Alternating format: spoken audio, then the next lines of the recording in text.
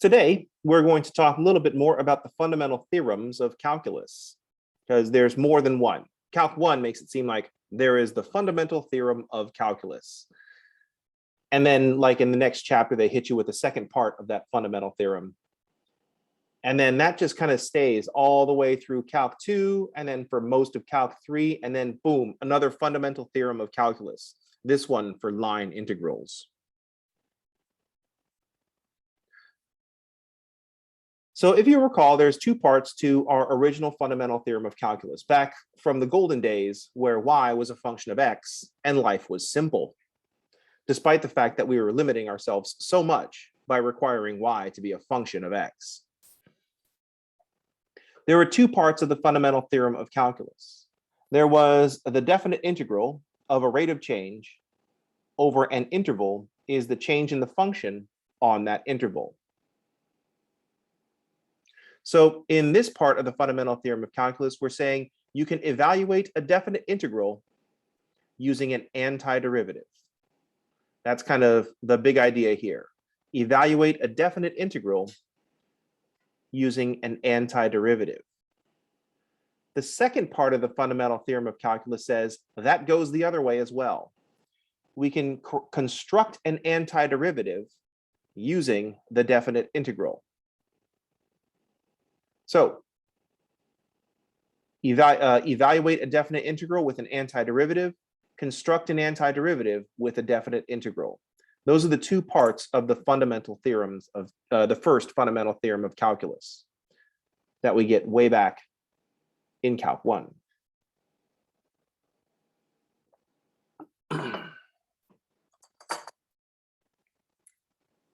So evaluate a definite integral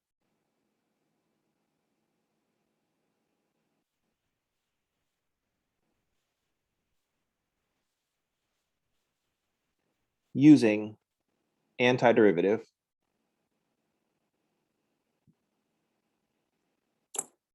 And the second part, we construct an antiderivative using a definite integral.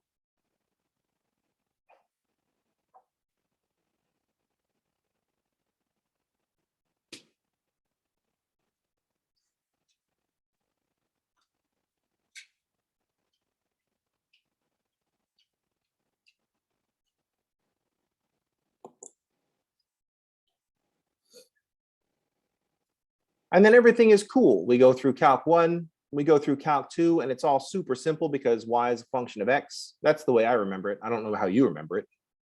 And then we get to Calc 3, we introduce vector fields and one-dimensional curves in three-dimensional space.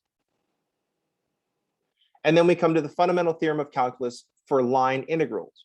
The integral over a curve C of a gradient field dot dr is f at q minus f at p. So the reason that this fits with our fundamental theorems of calculus, in particular this first definite integral one,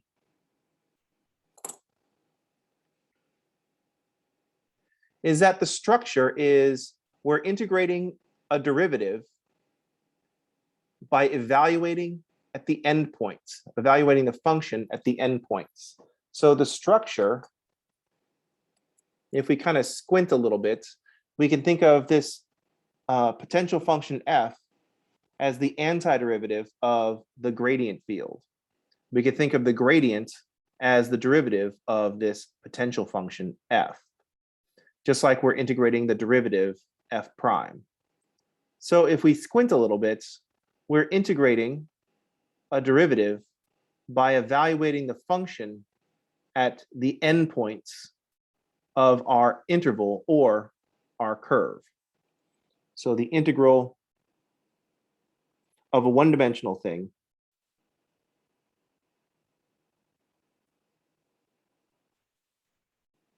of a derivative is evaluate the function at the endpoints.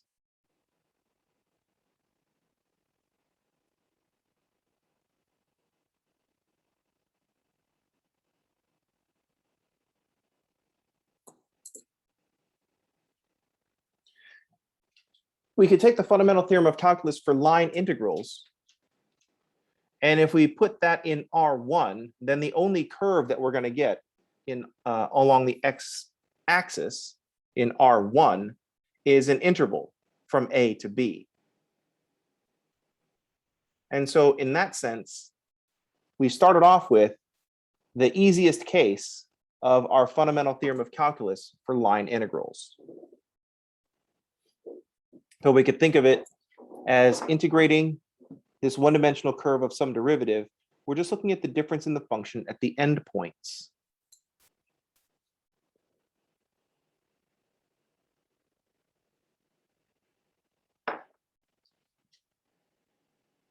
So let's take a look at Green's theorem. We haven't talked about Stoke's theorem and Divergence theorem yet. So these are just going to be more dimensions. We're going to take the fundamental theorem of calculus for line integrals, tack some more dimensions on. Instead of a one-dimensional curve, we'll start dealing with a surface or just a solid. It's kind of upgrade.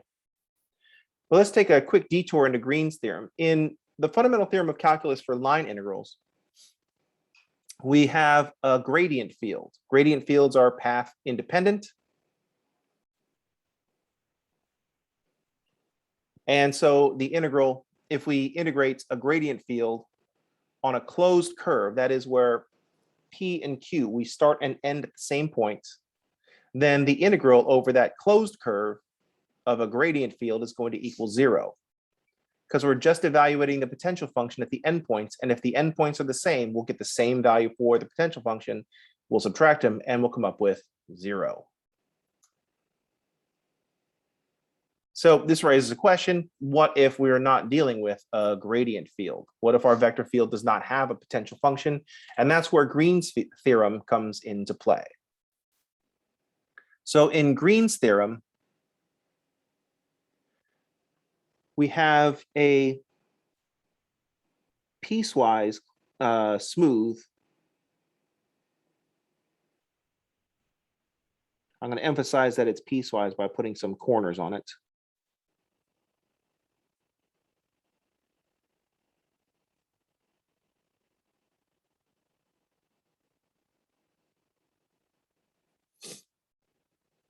We're going to have a piecewise smooth simple closed curve.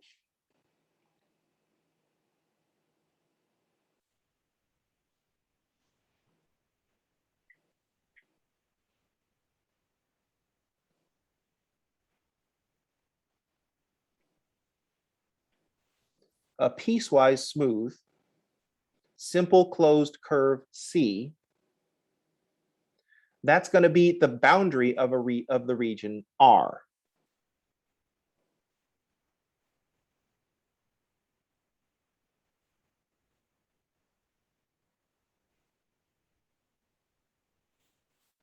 And the orientation on the curve C is such that as we go around the curve, the region is on our left.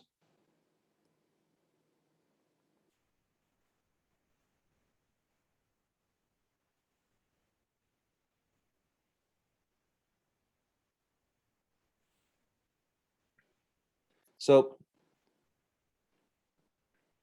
the direction of our curve should be up, and then we should follow this along. And then we follow down here. And so we can see that the orientation keeps of this curve C keeps the region R on the left. We see it out the driver's side. Oh, for left-hand drive cars.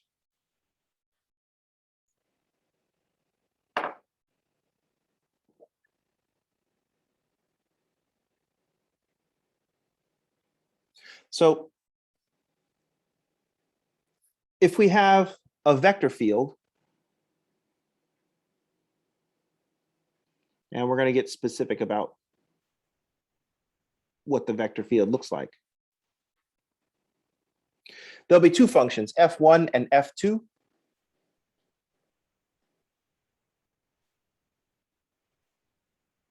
for the I component and the J component. Then the line integral around this piecewise smooth, simple closed curve C that forms the boundary of the region R, oriented so that R is on the left. It's a little bit of a mouthful. Green's theorem says that the integral of C, the line integral around C of f dot dr is a double integral over the region R of the curl of f. So that's the partial of f2 with respect to x minus the partial at f1 with respect to y.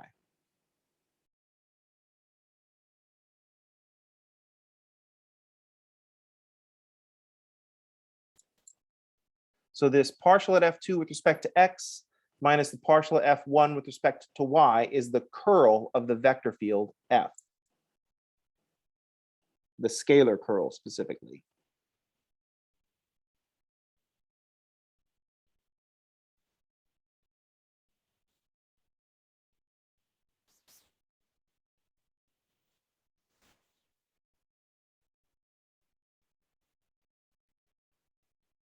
If the scalar curl is equal to 0, then the vector field f is a gradient field. And so we should expect this to be 0. If the scalar curl is equal to 0, then this double integral is going to return a value of 0. But that makes sense because gradient fields are path independent. And if our curve is a closed curve, our line integral is going to be 0. So if the scalar curl of f is equal to 0, then f is a gradient field. That is, f is path independent. So if f is a gradient field,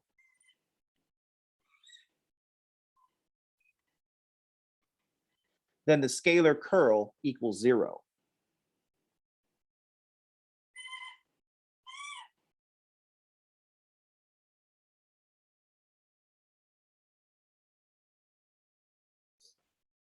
That is, the partial at f2 with respect to x will equal the partial at f1 with respect to y.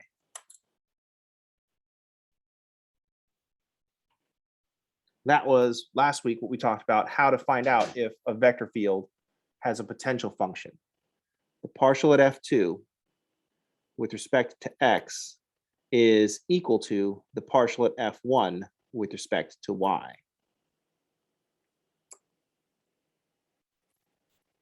And this is as expected, because if we have a line integral on a closed curve of a gradient field, we will get 0. Because evaluating the function at the endpoints means coming up with the same value. And when you subtract, you'll get 0.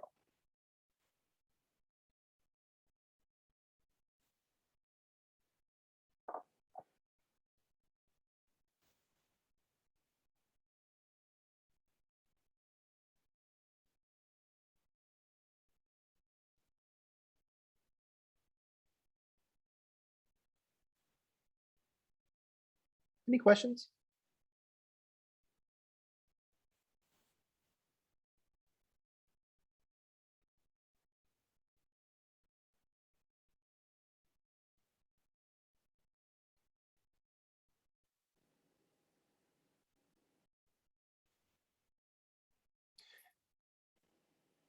So the potential function is kind of the antiderivative of the gradient. So when we first started talking about the gradient, we said, here's a function of 2 variables. The gradient is the vector partial derivative of fx I plus partial derivative fy times j. So if you have a function of 2 variables,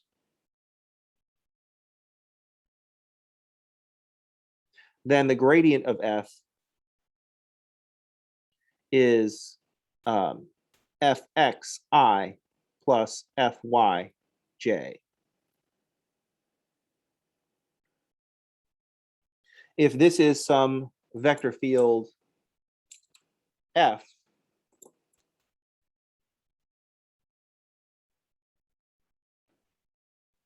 then we say f, little f, is the potential function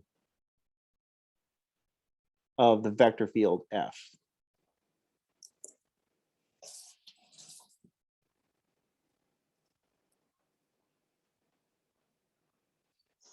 This is similar to when we talk about derivative and antiderivative, because we know we can say f prime is the derivative of f. We can also turn this around and say that f is the antiderivative of f prime.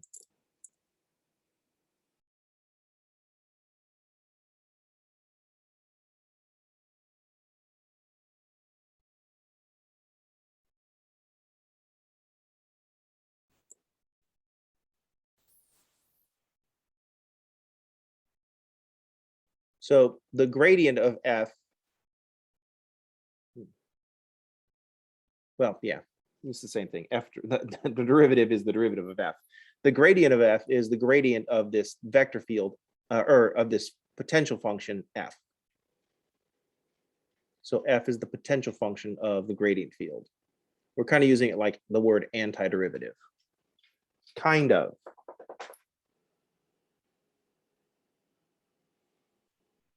I mean, if you want to get pedantic about the language, then, I mean, once I post this on YouTube, you can write a scathing review in the comments, but no one's going to do that because I have comments turned off.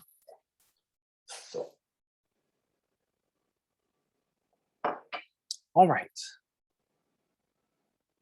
So what we want to think about when we look at this Green's theorem business, buddy, do you have to go potty, buddy? Take him potty. Go with mama.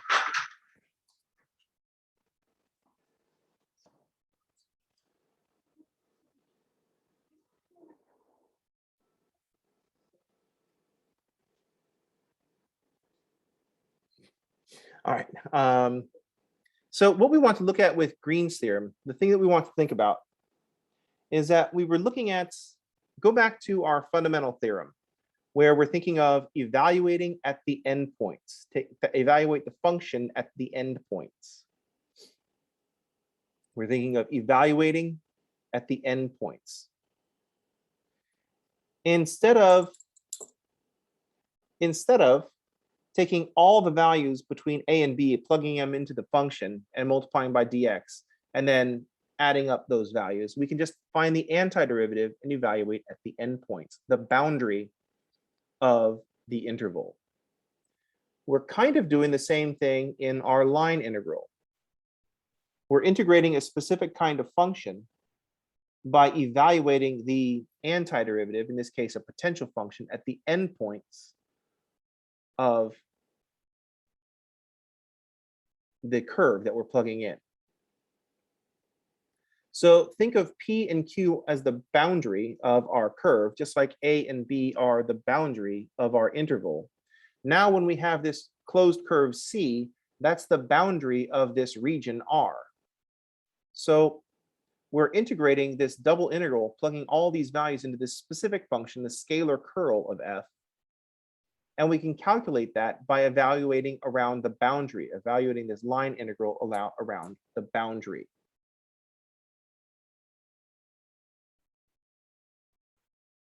So that's another characteristic of these kinds of theorems. We're evaluating at the boundary, and that's telling us what's going on inside when we have a particular kind of function.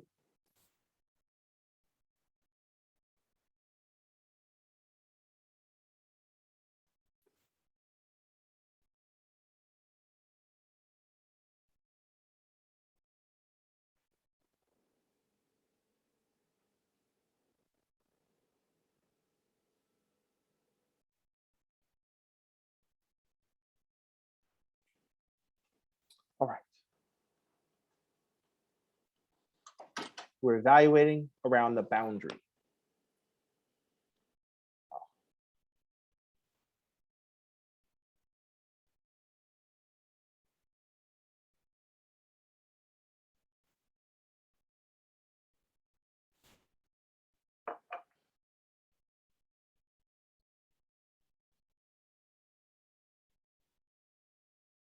as much as having the book online is super useful, sometimes Wiley Plus is like, oh, you haven't logged in for a while. I'm like, oh, dude, it's been like 40 minutes.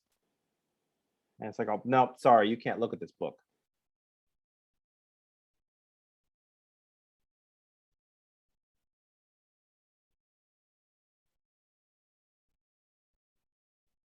All right, no, I don't want to do that one yet. All right. So let's take a look at an example.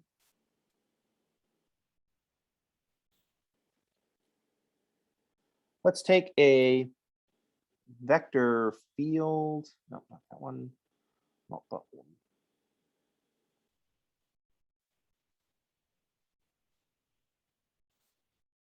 So our vector field, let's make it y squared I plus x times j. And let's say C is the counterclockwise path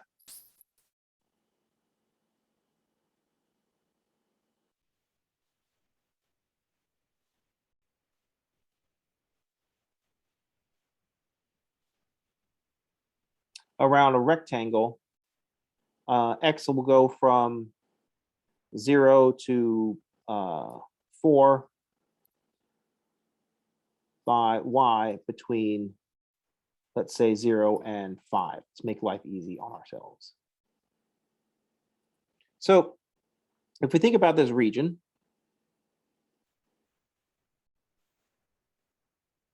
well, think about this path. Oh, starting at 0, 0.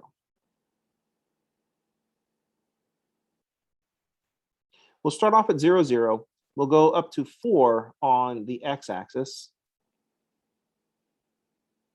And then we'll go up to 4, 5 on the y-axis. And then we'll go down to 0, 5 on the y-axis. I said axis for this one, in the y direction. And then we'll head back down to 0, 0. So we've got this path that goes counterclockwise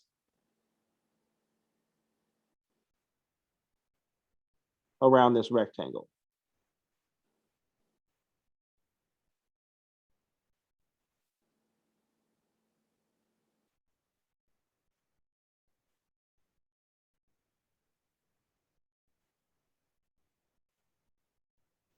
So there's the path C. Now C is the boundary of the region R, which is just the rectangle. So that's the boundary of region R.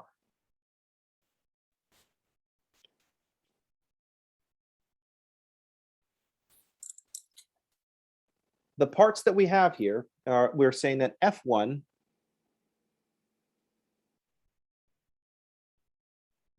of xy is y squared, and F2 at xy is just x.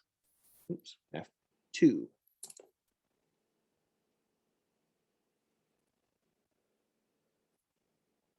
What we want to notice is that this vector field is not a gradient field. If I look at the partial derivative of F1 with respect to x,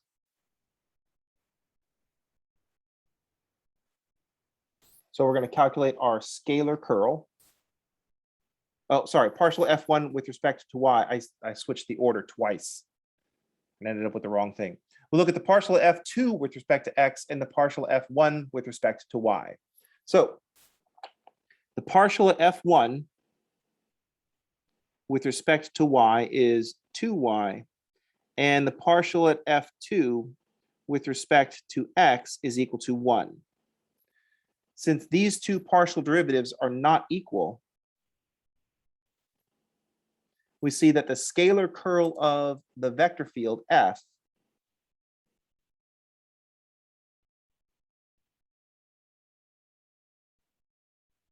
is not 0. And that means that F is not a gradient field.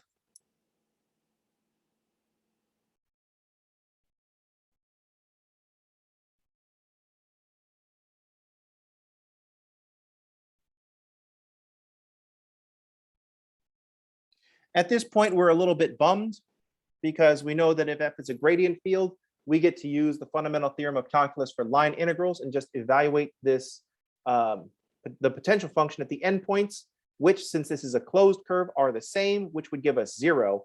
But it looks like we're actually going to have to calculate some stuff, because beyond calculating that the scalar curl wasn't 0.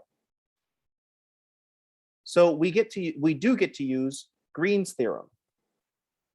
We can evaluate the line integral along this curve, this closed curve C, of the potential function, the vector field,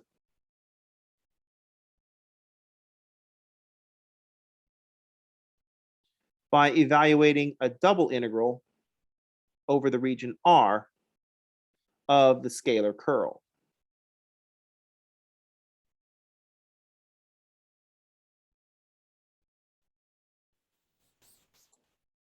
So now we're taking this line integral problem, a new kind of problem, and we're just turning it into an old problem, a double integral. Since we have a rectangle,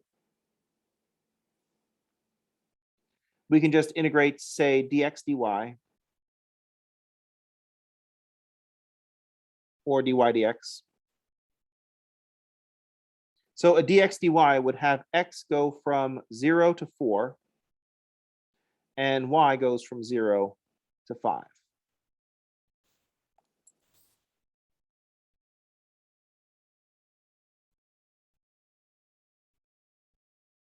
Or we could integrate in the other order.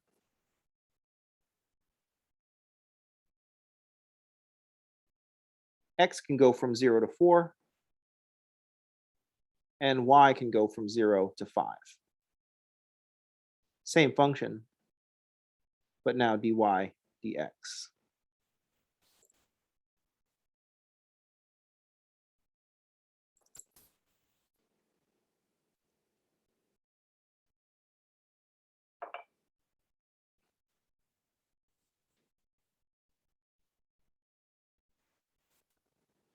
So if we do this first one, the integral of 1 minus 2y dx is going to be y equals 0 to 5. The integral of 1 minus 2y dx is going to be x minus 2xy evaluated from 0 to 4. And this will give us just a function of y.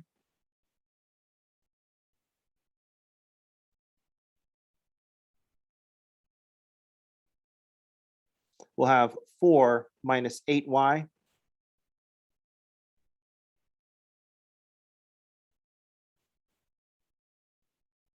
So now we can integrate with respect to y. We'll have 4y minus 4y squared evaluated from 0 to 5.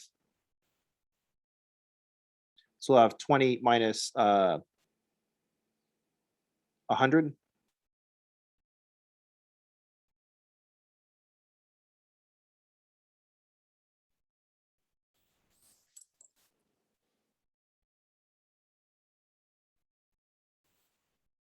Or you could do this purple integral over here,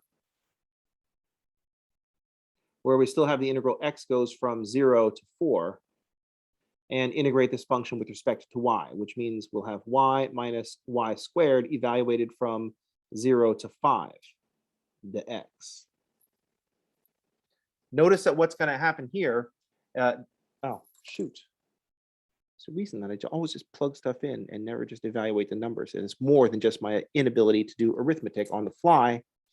I use it for illustrative purposes. Notice that at the last step here, when we integrated with respect to y, we had this 5 minus 5 squared, which is what we're about to do here. And then after that, we're going to get a constant, and we're going to multiply that constant by 4, which is what happened down here. So notice that what's happening here is that we get 5 minus 5 squared, and we're going to integrate that from 0 to 4 dx. 5 minus 5 squared is negative 20. So we're integrating negative 20 with respect to x. We'll get negative 20x evaluated from 0 to 4.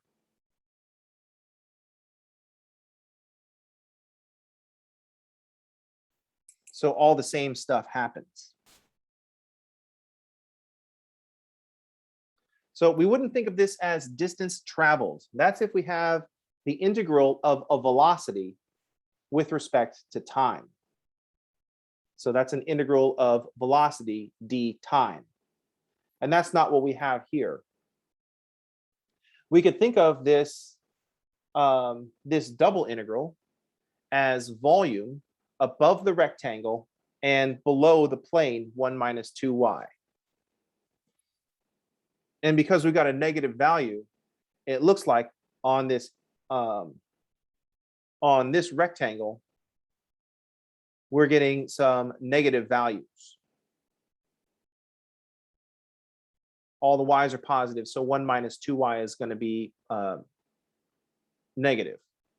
So it makes sense that we got a negative value, because we can think of a double integral as being volume under a surface. And if, just like with functions of one variable, if the surface is below the xy plane, then that the double integral will report that volume as negative. And that's just getting us at the value from the double integral that we calculated. We can think of this as volume bounded by the xy plane and the surface 1 minus 2y. In terms of the line integral, we want to think of the dot product, just going back to the leaf or fly flying through the wind. The dot product tells us the amount of force that the vector field is applying in the direction of the curve.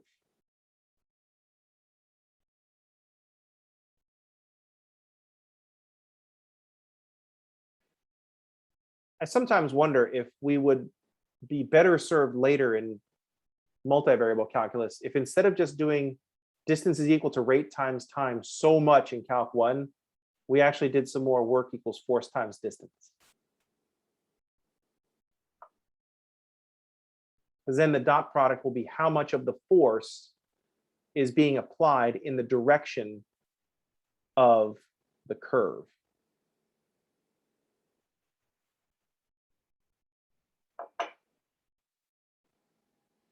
Maybe we'll talk a little bit more about that dot product business tomorrow.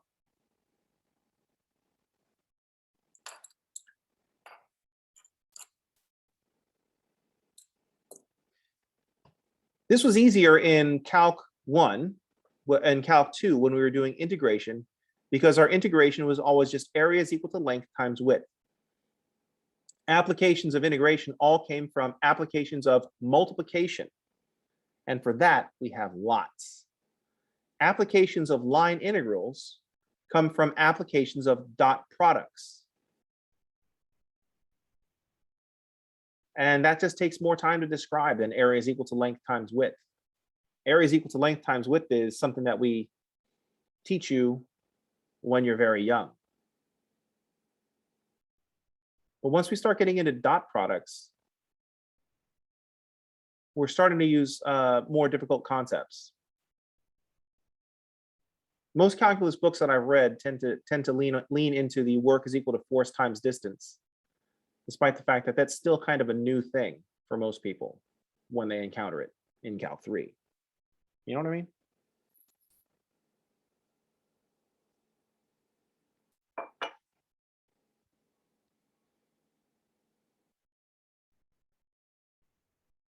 All right. So think about Green's theorem. Think about the structure of what makes a fundamental theorem of calculus. This integrating a derivative by evaluating a function at the boundary. Integrate a derivative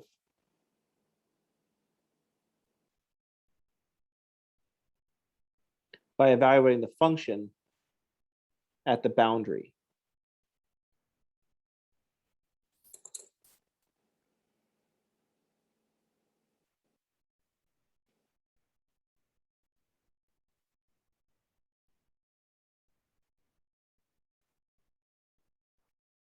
All right, and that's what we're going to stop for today. Think about these extra fundamental theorems of calculus. If you're feeling brave, take a look at Stoke's theorem and the divergence theorem, and look for the derivative and the function at the boundary. If we have a curve and we evaluate the line integral around the curve by looking at the double integral on the region it contains, what if instead of a curve, we have a surface and we can evaluate a triple integral on the volume that that surface contains? Think about what this would look like in a higher dimension. All right. With that incredibly vague instruction, that's going to do it for today.